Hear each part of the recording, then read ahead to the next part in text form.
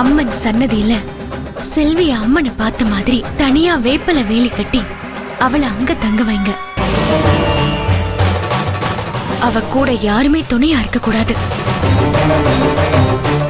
சுத்தி வேப்பல கட்டி அந்த வேலிக்குள்ள செல்வி தனியா இருக்கணும். ஆனா நான் தனியா இருக்கணுமா? என்ன பயப்படுறியா? நீ தனியா இல்ல, உன் கூட அந்த அம்மன் இருப்பா. நான் இருப்பேன்.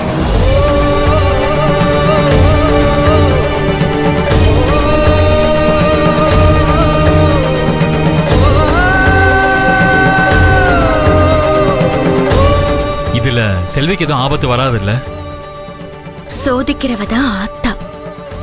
நீங்க வேண்டுதலுக்கு வரும்போதே சொன்னனே, இந்த தடவை சோதனை அதிகமா இருக்கும்னு. அம்மா, நான் அம்மன் சொல்றத கேப்பேன்.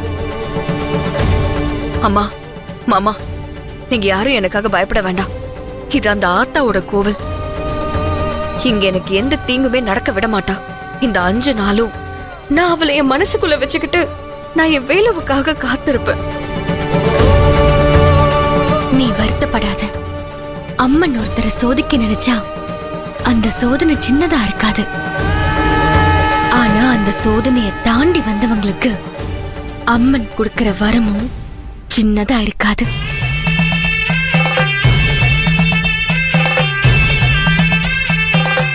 செல்வி, நீ பயப்படாதமா.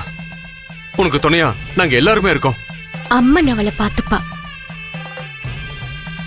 அம்மனோட வார்த்தையை யாரும் மீறக்கூடாது. செல்வி இங்க இருக்கிறதுக்கு வேப்பல போட்டு தனியா ஒரு இடம் அமைக்கணும். வேற யாரும் தேவையில்லாம அங்க போக கூடாது. 5வது நாள் வேப்பல மஞ்சள் தண்ணி ஊத்துனதுக்கு அப்புறம் உங்க எல்லாரோட மனக்குழப்பமும் விலகும்.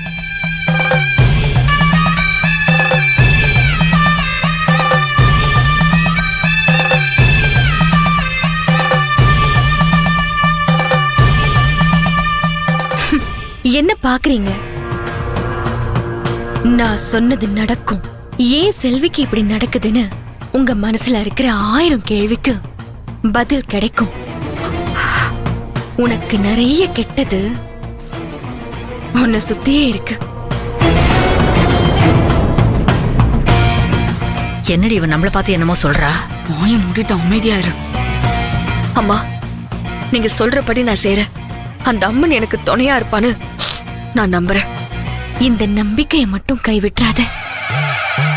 நான் வரேன்.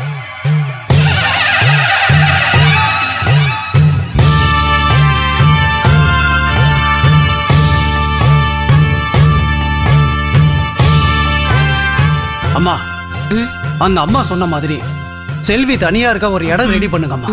சரிங்க ஐயா. சரிம்மா. வினோத், நீ போய் வேப்பிலை எல்லாம் பறிச்சிட்டு வா. நீங்க 2 பேரும் போங்க. சரி பெரியம்மா.